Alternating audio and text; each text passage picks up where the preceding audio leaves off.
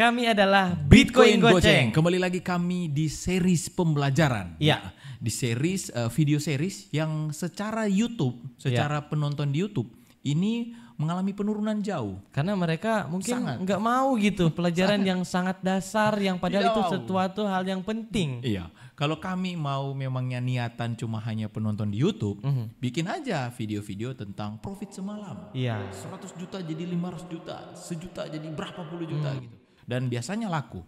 Atau yang kedua video-video yang nyindir-nyindir biasanya laku. Tapinya kita lagi komit untuk habisin semua series modul kami. Iya, supaya kami memproduksi modul yang dimana supaya kalian bisa belajar secara terarah. Iya. Kalian bisa tahu yang mana harus kalian belajar terlebih dahulu, harus sampai di ujung mana. Betul. Supaya kalian bisa menjadi mungkin trader ataupun investor gitu. Iya. Tapi terarah gitu. Iya. Karena kalau enggak, apa bedanya kalian visit channel kita dengan channel di YouTube yang lain, channel YouTube yang lain itu.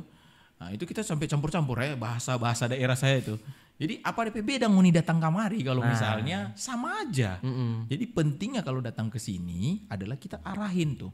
Nah memang kalau mau belajar semua ini banyak sekali. Sangat banyak. Banyak sekali. Tapi makanya kita pilih-pilih nih mana yang penting untuk kalian belajar. Kita nyatuin dan kita giring ke YouTube gitu supaya kalian bisa nonton. Walaupun banyak keterbatasannya juga. Masih banyak dong.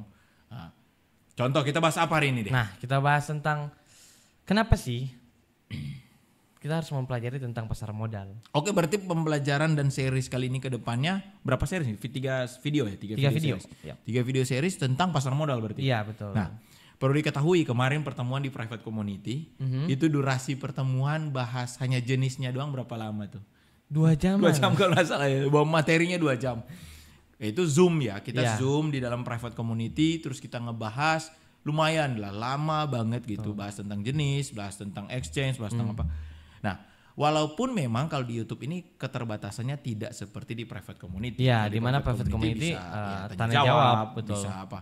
Tapi setidaknya sebagai memang nilai-nilai dasar saya dalam membentuk Bitcoin Goceng ini adalah tujuannya orang teredukasi. Nah, bikin aja. Jadi secara keuntungan tidak keuntungan.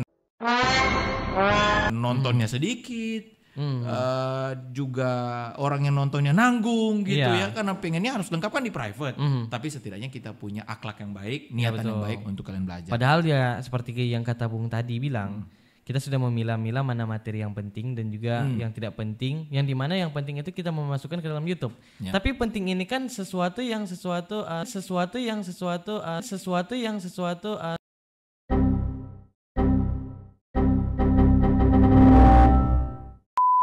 hal yang dimana kalian mau belajar mulai dari dasar. Itu kan dasar yang penting, tapi tetap aja sepi. Sudahlah.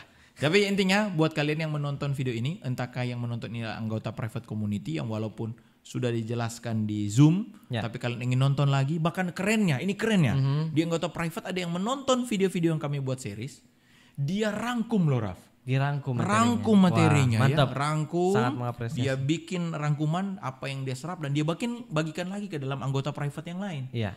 Jadi ini kerennya, jadi anggota private lain bisa membantu yang lain untuk belajar bersama-sama. Nah, berarti ada orang yang mendapat manfaat dari series kita, walaupun ini materi-materi pemula, ya kan? Tetapi bagi saya, mau entahkah dia anggota private community atau enggak anggota atau siapapun yang tiba-tiba video ini lewat dan mereka menontonnya, dan mereka mendapatkan sesuatu, wah itu sebuah kebahagiaan yang luar biasa, Raf. Mantap banget ya rasanya. Gak bisa digambarkan, itu pahala saya itu luar biasa. Oke, kita balik ke topik utama kita. Dan ini series yang part 1 tentang pasar modal. Kenapa sih Bung kita harus mempelajari tentang pasar modal? Ini pertanyaan yang sangat bagus, Raf. Kenapa kita harus pelajari tentang pasar modal? Sama halnya kenapa saya pingin bikin series ini walaupun bukan anggota private, orang umum saja bisa belajar. Kenapa? Karena kalau menurut Mbak referensi untuk membaca sebenarnya gini, itu apakah dari yang mana, apakah titik awalnya itu belajar bersama, penuh canda, penuh tawa, mari bergabung bersama. Together in knowledge, together in growth.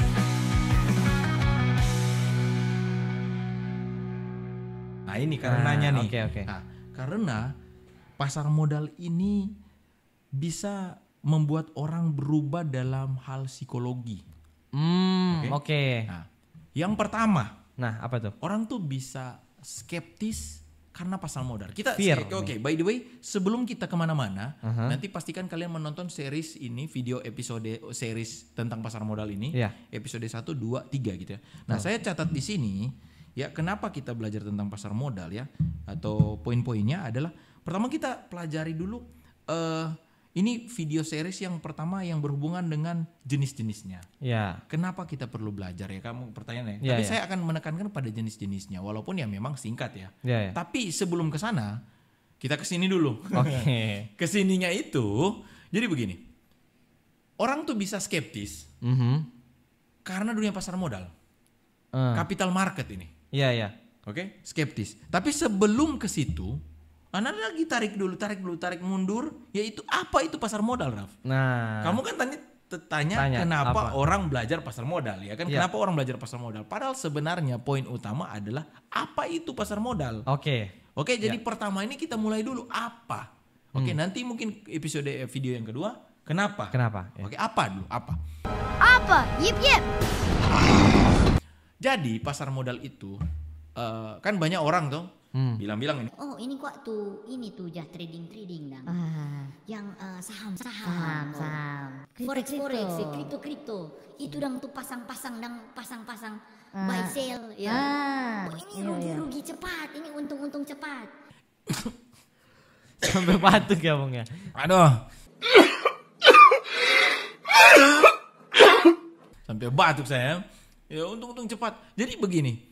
Kalian menilai itu semua itu dari sebuah pengertian orang awam, bertanya ke orang awam, terus tiba-tiba diprospek oleh orang awam untuk masuk di sebuah transaksi yang kalian berdua awam, pasti loss. Buta tuntun buta. Kalian pernah nggak lihat orang buta gitu saling nuntun orang buta gitu? Aduh, pasti loss. Halo, saya Jili dari perusahaan Rafael Berjangka gitu ya. Mau menawarkan Pak investasi. Katanya investasi dia pasti. Gitu. Investasi ini tentang perdagangan mata uang atau perdagangan emas, Pak. Mau kayak gini. Padahal nggak tahu apa dulu itu. Oke? Nah, kita tahu bahwa pasar modal itu sebenarnya awal mulanya itu hanya saham. Oke. Saham nih. Ya, saham itu tentunya bahasa gampang. Yang namanya juga saham. Kalau kita berdua bikin bisnis nih, Raf, kamu mau nggak invest ke tempat saya? Saya mau bikin bisnis, misalnya apa ya? Yang gampang apa ya? Rumah makan ya. Saya bikin rumah makan ya. Mau nggak invest? Itu modal saya untuk bikin rumah makan ini 100 juta, Raf. Kamu mau masuk tambah berapa? Katakanlah 10 juta ya. 10 juta. Berarti kamu punya saham 10%. 10%. 10%. Pada saat rumah makan ini berjalan dan untung, berarti kamu dapat bagian dong. Iya. Pembagian hasil. Ya kan? Modal awal untuk buat perusahaan ini 10 juta. Tiba-tiba perusahaannya berkembang, rumah makan ini keren, dan nilai rumah makan ini naik. Yang dulunya 10 omsetnya juta, naik nih. Omset dan segala macam pokoknya naik ya. Tiba-tiba dari 10 juta naik ke 20 juta. Kamu tiba-tiba saya udah nggak mau terima untung dari situ. Saya mau jual aja. Saya mau jual aja kepemilikan saya nih. Bahasa gampangnya ditarik lagi sahamnya ya. Dijual. Kok ditarik? Ditarik kemana? Kan udah milik kamu. Ya, kamu punya saham 10%. Ya kan? Mau jual nih. Ya kan? Mau jual. Pada saat jual, dulunya kan nilainya hanya 10 juta. Tapi udah naik nih perusahaannya. Oke, jadi nilainya semakin mahal. Nah, itulah di dunia saham. Jadi saham itu kalian bisa mendapatkan keuntungan dari pembagian hasil atau dividen. Jadi kalau kalian misalnya beli BCA, beli Sampurna, kalau saham luar ada Google, Nvidia, semua itu pada saat kalian beli, kalian dapat pembagian hasil. Kalau pada saat harganya naik, kalian dapat capital gain. Jadi perusahaannya naik. Itu simpelnya ya. Nah, terus di pasar modal itu, jadi paham dulu ada saham. Jangan semua dianggap sama ini. Saham. Dan turunannya. Turunannya ini walaupun detailnya itu ada dalam private community saya jelaskan. Tapi ini secara cepat. Turunannya itulah yang kalian sebut forex, kripto, future, obligasi. Oh bukan. Bukan, beda. Sabar, itu jenis lain. Oke. Sabar, jenis lain ya. Oke. Gak apa-apa, dia belajar. Beda itu. Jadi saham turunannya atau biasanya disebut derivatif. Oke. Derivatif tuh kayak gitu, forex, futures, semua perdagangan-perdagangan yang berhubungan dengan turunan dari saham. Yang dimana kalau tadi kan yang kita transaksikan adalah kepemilikan perusahaan. Iya. Dapat untung dari pembagian hasil, dapat untung dari perusahaan itu naik. Iya kan? Itu yang keuntungan kita. Kalau yang pertama, kalau yang kedua, yang tadi yang turunan dari saham, keuntungan kita adalah kita bertransaksi harga. Jadi misalnya Anda beli, oh Pak, kita mau tawarkan investasi emas. Kalian nggak beli emasnya, tapi harganya yang diperdagangkan. Forex, oh kita bertransaksi euro USD, yang kalian nggak beli euronya, harga euro yang kalian beli. Harga GBP yang kalian beli. Itu turunan dari saham. Nah, kalkulasi hitungannya seperti kok bisa dia naik, bisa dia turun. Ada penjelasan sendiri di Private Community yang sudah saya jelaskan. Lebih detail lagi di dalam Private Community. Nah, buat siapapun yang ingin belajar dan kedepannya ternyata memang ada orang benar-benar mau belajar di Private Community, itu ada rekamannya. Gitu. Nah, saya kembali ke tadi. Jadi sudah tadi ya, saham, derivatif atau turunannya. Ada yang satu lagi yang namanya bond. Mr. Bond. James Bond. Bond. Atau pasar uang, pasar hutang ya ibaratnya. Gampang ya, bahasa gampang. Bond. Itu yang kamu bilang tadi, apa tadi? Obligasi. Itu di bond. Bond. Jadi bond itu kayak gini. Raf, saya butuh duit nih Raf. Boleh nggak pinjamin saya duit? Pinjam uang nih. Iya, pinjam uang. Setelah dikasih pinjam uang ke saya bilang Raf, nanti saya kasih bunga deh. Kasih bunga 10% per bulan itu. Rentenir dia ya, lintah darat katanya. 50% per bulan itu, cekek leher, pinjol. Gitu. Tapi kan diizin sama pemerintah buat pinjol. Itu lain ya. Nah, jadi kamu kasih pinjam uang ke saya punya kewajiban selain mengembalikan uang yang saya pinjam, saya mempunyai kewajiban untuk memberikan bunga. Membayar bunga. Itulah yang namanya bond. Nah, pinjam uang ini Anda bisa kasih pinjam ke negara. Jadi contoh ada namanya reksadana pendapatan tetap. Tapi kira kok cuma di warung-warung toh? Apa itu? Tambah bond boleh? Bond. Betul. Istilah bond. Ini pernah kalau orang timur tuh, orang timur khususnya Manado apa semua, ada istilah kan? Ada istilah. Boleh babon, boleh babon. Bond itu artinya itu utang. Udah tahu kan? Cuma ya ada bunga ini. Kalau datang ke warung tuh siang itu. Jadi ini yang relate hanya orang-orang Manado, mungkin yang Manado, daerah timur. Gak tahu ya kalau daerah-daerah di Indonesia bagian tengah dan barat tuh. Bagian barat apakah relate ya gitu. Tapi kalau bagian itu kalau datang ke warung kita boleh babon enggak gitu bahasanya. Saya boleh ngutang enggak itu. Jadi bond itu ngutang. Oke, lanjut. Bond ya. Jadi kepada siapa kita pinjamkan? Misalnya saya yang punya modal, kepada negara misalnya bisa. Jadi negara Indonesia itu perlu diketahui, negara Indonesia ini kan banyak utang. Tapi hutang terbesarnya kepada masyarakat sendiri. Memang pinjam uang di luar negeri memang, tapi masyarakat itu tetap adalah sebagai orang-orang yang memberikan uang kepada negara lebih banyak. Contoh produk yang dibeli adalah surat utang negara, SUN. Surat utang negara. Jadi kalau apabila contoh nih ya, kamu taruh uang 100 juta. Negara punya kewajiban untuk memberikan bunga misalnya 1 tahun 10%. Ini contoh 10%. Nah itu yang namanya pasar modal di bagian bond. Tapi kan itu kan berbicara soal surat hutang ya. Iya.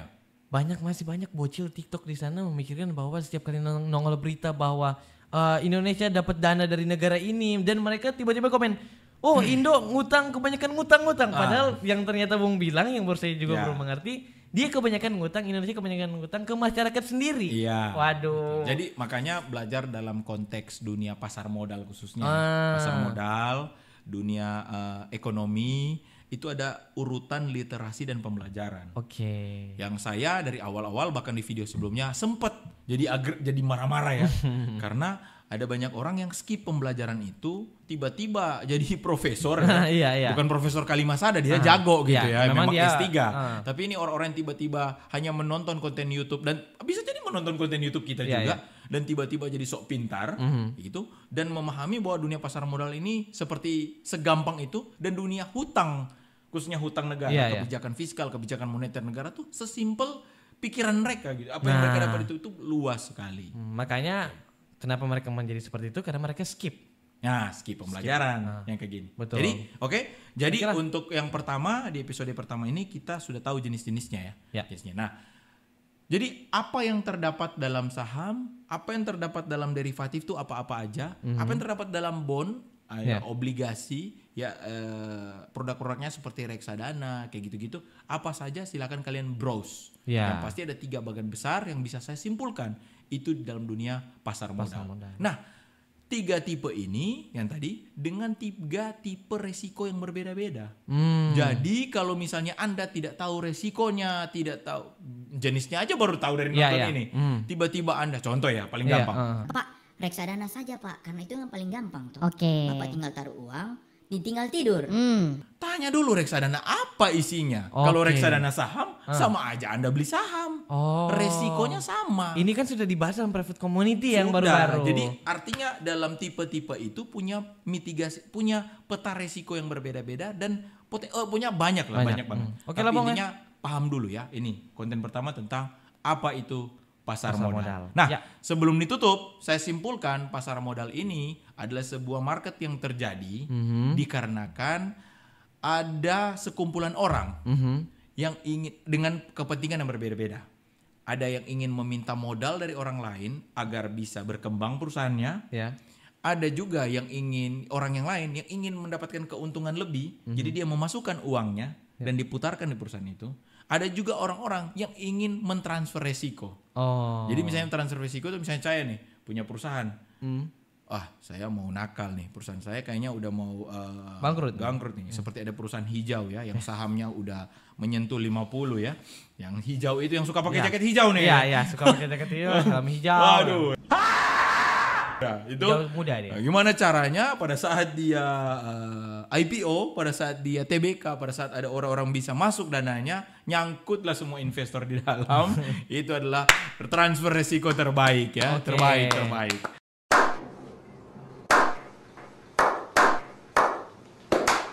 Nyangkut di marketplace. Nah, semoga Anda bisa paham apa maksud saya. Kira-kira seperti itu akhir dari konten ini ya.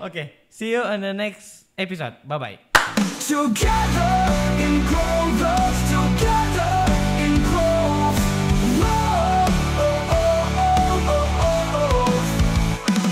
Together in growth, together in growth.